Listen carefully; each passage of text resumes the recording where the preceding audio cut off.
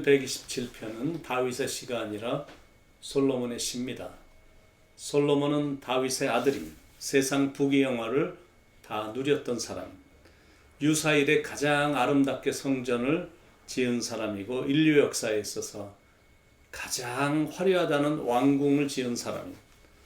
솔로몬은 아버지 다윗처럼 40년간 왕의 자리에 있었는데 장장 20년 동안이나 성전을 짓고 왕궁을 지었습니다. 레바논에서 백향목을 수입을 했는데 예루살렘까지 운반하는데 동원된 인원이 8만 명이나 되고 산에서 돌을 깨고 다듬어 옮기는데 동원된 인원만 7만 명이나 되고 금과 은은 애굽에서 수입을 했습니다. 근데 얼마나 많이 수입을 했던지 은과 금을 벽돌처럼 사용했다라고 말할 정도고 백향목을 막 뽕나무 사용하듯 사용했다고 말할 정도입니다. 그렇게 하나님의 성전을 대단하게 지었습니다. 그런데 그렇게 성전을 짓고 왕궁을 지었던 솔로몬이 이런 고백을 합니다. 1절에 여호와께서 집을 세우지 아니하시면 세우는 자의 수고가 헛되며 여호와께서 성을 지키지 아니하시면 파수꾼의 깨어 있음이 헛되도다. 다른 사람도 아니고 성전과 성을 가장 완벽하고 아름답게 지었던 우리 솔로몬의 이런 고백을 했다는 것은 정말 의미심장한 고백인 겁니다.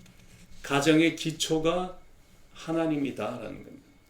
부모인 내가 밤잠 안 자고 지킨다고 일을 열심히 하면서 지킨다고 해서 가정과 집이 안전해지는 게 아니라 튼튼한 돌로 지었기 때문에 가정이 견고해지는 게 아니라 하나님이 지켜주셔야만 안전하다라는 겁니다. 하나님이 지켜주시고 보호해주시지 않는 가정은 장담할 수가 없다는 거죠. 그러니까 또다시 결론은 인간의 노력만으로는 안 된다는 거예요. 반드시 하나님이 도와주셔야만 된다는 거예요. 요한복음 15장 5절에 너희가 나를 떠나서는 아무것도 할 수 없느니라. 그러면 하나님이 도와주실 때 어떤 일이 일어날까? 어떤 복이 임할까? 먼저는 내가 수고한 노력에 대한 정당한 대가를 보장받는다라는 것. 2절에 너희가 일찍이 일어나고 늦게 누우며 수고의 떡을 먹음이 헛되도다. 하나님께서 가정을 지켜주시지 않으시면 우리가 아무리 일찍 일어나고 늦게 누워도 소용이 없다라는 것. 밑빠진 독에 물붓기이기 때문에 그렇습니다. 잠도 제대로 못 자고 휴가도 못 가고 인생을 즐기지도 못하고 땀만 열심히 흘리며 살아왔는데 나중에 보니까 그 모든 수고가 열매도 없고 결과도 좋지 않은 것. 그러니까 이 세상에서 허망한 게 뭐냐면 온갖 수고를 아끼지 않았는데 내 손에 아무것도 남는 게 없을 때 이게 인생이 허망하다라는 거거든요. 이게 얼마나 한심하고 절망스러운 일이냐라는 거예요. 잠도 못 자고 계속 달리기만 하다가 어느 순간에 갑자기 쓰러졌다. 한국 40대 남자의 사망률이 세계에서 최고로 높다고 하거든요. 쉬지 않고 노동을 하기 때문에. 세계 최고의 삼성 제품을 만들기 위해 집에도 못 가거든. 주일에도 일을 하니까 불쌍한 겁니다. 가족들하고 시간도 못 보내고 가족들하고 외식도 못하고 그냥 일만 하는 거예요.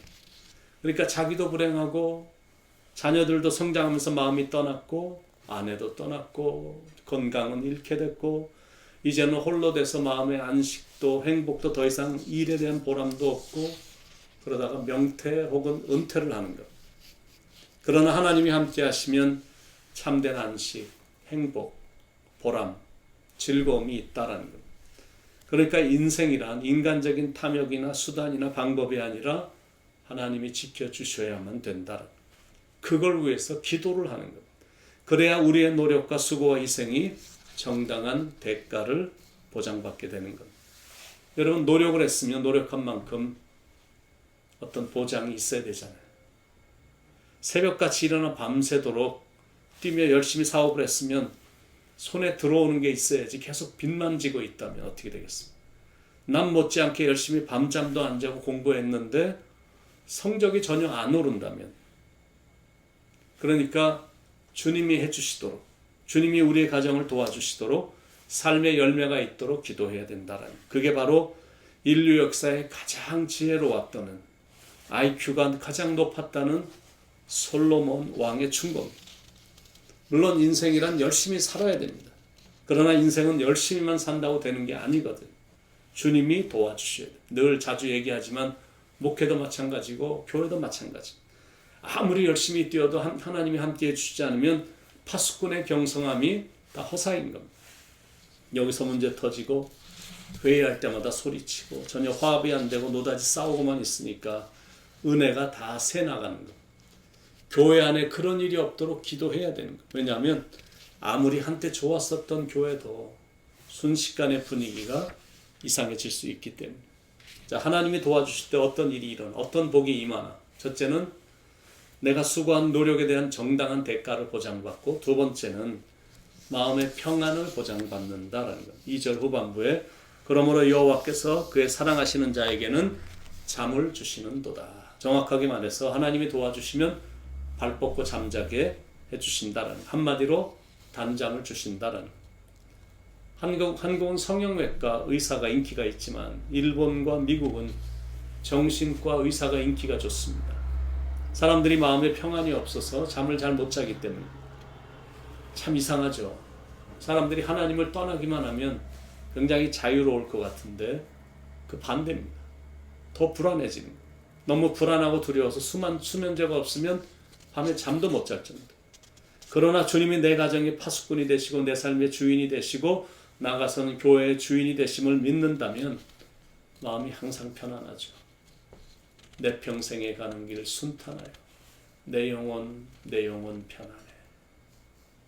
악한 죄 파도가 많으나 마음이 늘 평안해. 이게 어떻게 가능할까? 그거는 내가 하는 게 아니라 주님이 다 하시기 때문에. 그리고 내가 나서서 해봤자 걱정만 더 늘어나고 두려움만 넘치고 더 불안해지니까 주님께 그냥 모든 걸 맡기는 겁니다. 주님께 맡기고 나니까 어떤 폭풍우가 몰아쳐도 여전히 나는 발 뻗고 잠잘 수가 있는 거예요.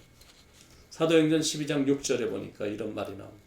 헤롯이 잡아내려고 하는 그 전날 밤에 베드로가 그 군인 틈에서 두 쇠사슬에 매여 누워 자는데, 여러분 지금 사형수인데 잠을 자고 있는 거거든요. 그러니까 베드로는 대단한 배포를 가진 사람임을 알 수가 있는 거예요. 이게 어떻게 가능하냐면 내일 아침이면 끌려가서 참수를 당할 판인데 두 교도관 사이에 교도관들과 함께 쇠고랑에 묶인 채 놀랍게도 잠에 골아떨어져 잠을 자고 있으니까 천사가 나타나서 깨우는데도 못 일어날 정도로 깊은 잠에 골아떨어집니다. 그래서 천사가 베드로의 옆구리를 걷어찬 거고, 어떻게 이런 일이 가능하냐는 자기의 운명을 주님께 다 맡겼기 때문입니다. 여러분도 여러분의 가정, 여러분의 직장, 사업체, 육신의 질병까지도 하나님께 전적으로 맡기시기 바랍니다. 좀 더 평안한 마음으로 사시기 바랍니다. 그리고 잠을 잘 때는 천사가 나타나서 여러분의 옆구리를 칠 때까지 그냥 푹 자시기 바랍니다. 그게 믿음이고 그게 신앙인 겁니다.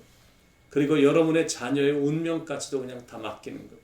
3절에 보라, 자식들은 여호와의 기업이요 태의 열매는 그의 상급이로다. 자식은 하나님이 주신 기업이고 상급입니다. 아무리 세상이 악하고 아무리 환경과 문화가 바뀌었어도 이 사실은 바뀔 수 없는 진리입니다. 그래서 하나님께 자녀를 맡기는, 그게 최선이기 때문에. 4절 5절 젊은 자의 자식은 장사의 수중의 화살 같으니 이것이 그의 화살통에 가득한 자는 복되도다. 그들이 성문에서 그들의 원수와 담판할 때 수치를 당하지 아니하리로다. 내가 양육하는 게 아니라 하나님이 그들을 양육하시면 장사의 수중의 화살같이 든든해진다는 거죠. 장사의 수중의 화살이니까 그 안엔 부실한 화살이 없는 것. 그리고 장사가 관역을 향해 쏘는 거니까 백발백중이거든. 우리의 자녀를 주님께 전적으로 의뢰하면 주님의 기대와 부모의 기대에 명중하는 아들, 딸이 된다라는 것. 그런 자녀가 되도록 보장하시겠다라는 것. 그러므로 다른 방법 없습니다. 하나님께 맡겨 드리는 방법 외에 다른 더 좋은 방법이 없다라는 것. 자녀를 키운 부모들은 다 동의하듯이 자식에 대해서 부모가 이렇다 저렇다 할 게 실은 없습니다. 부모의 노력, 부모의 간섭, 부모의 애정으로 자식을 키울 수가 없거든요. 이미 자녀들은 부모의 통제와 품을 떠났습니다.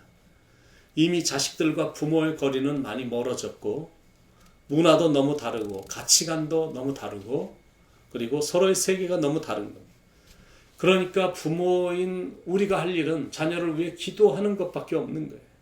돈 많이 들인다고 아이들이 잘 되는 건 결코 아니거든요. 부모의 기도 때문에 자녀들이 잘 되는 법입니다. 그래서 영적 교훈 첫 번째는 인생의 승패는 하나님의 손에 달려있다. 개인의 축복과 저주, 개인의 행복과 불행, 개인의 건강과 약함, 이게 다 하나님의 손에 달려있거든. 나아가서는 가정의 축복과 저주, 가정의 행복과 불행, 가정의 건강과 약함, 이것도 하나님의 손에 달려있는 거예요. 교회도 그렇고 나라도 그렇고 다 하나님의 손에 달려있습니다. 이렇게 역사를 보면, 인류의 역사를 보면 다 하나님의 손에 의해서 다 이루어졌습니다. 그래서 역사를, 히스토리를 His story, 하나님의 이야기다라고 말할 정도. 그러므로 자신도 가정도 교회도 나라도 하나님께 맡겨버리는 거예요. 여러분 재산이 많으면 뭐 하겠습니까? 차 사고 한번 크게 나면 끝나는 건데 돈이 많으면 뭐 하냐라는 거죠. 내가 몸이 말을 안 들으면 아무 소용이 없는데 명예가 있으면 뭐 하냐라는 거죠. 신기하게 하루아침에 없어지는 게 명예고 권세거든. 자녀가 좋은 대학을 나왔으면 뭐 하냐라는 거예요. 1년에 한 번도 부모를 찾아오는 법이 없는데 인생이 그렇게 된다면 정말 허무한 거거든요. 그래서 무조건 하나님께 다 맡겨야 됩니다. 다시 1절 2절에 여호와께서 집을 세우지 아니하시면 세우는 자의 수고가 헛되며 여호와께서 성을 지키지 아니하시면 파수꾼에 깨어 있음이 헛되도다. 너희가 일찍이 일어나고 늦게 누우며 수고의 떡을 먹음이 헛되도다. 그러므로 여호와께서 그의 사랑하시는 자에게는 잠을 주시는도다. 하나님께서 여러분의 삶을 지켜주시도록, 그래서 그 인생이 헛된 인생이 되지 않도록, 여러분의 자녀들이 축복의 자녀들이 되도록 오늘도 기도 속에 하나님의 도우심과 긍휼을 구하시기 바랍니다. 그래서 하나님의 긍휼하심과 도우심과 인도하심을 받아 축복이 여러분의 삶과 여러분의 가정에 풍성이 넘치길 예수님의 이름으로 간절히 축원드립니다. 기도하겠습니다. 하나님 우리에게 지혜 주시고 하나님을 경외하는 마음 주시고 하나님의 능력을 인정하는 마음을 주셔서 믿음으로 모든 걸 다 맡기는 신앙으로 일관할 수 있도록 인도해 주시옵소서. 당연히 우리의 삶은 부지런히 신실하게 살아야 되지만 그러나 강하고 전능하신 하나님께 믿음으로 맡기는 그런 마음으로 나감으로 하나님께서 채워주시고 하나님께서 가정을 견고히 붙들어 주시고 자녀들과 또 손주들과 후손들을 옳은 길로 가도록 위에 서도록 머리가 되도록 많은 사람들을 이끌어가는 훌륭한 인생을 살아가도록 우리는 기도하고 하나님께 맡기는 믿음으로 일관할 수 있도록 하나님 인도해 주시옵소서. 우리를 사랑하시고 우리의 가정을 변함없이 지켜주시는 예수님의 이름으로 간절히 기도드립니다.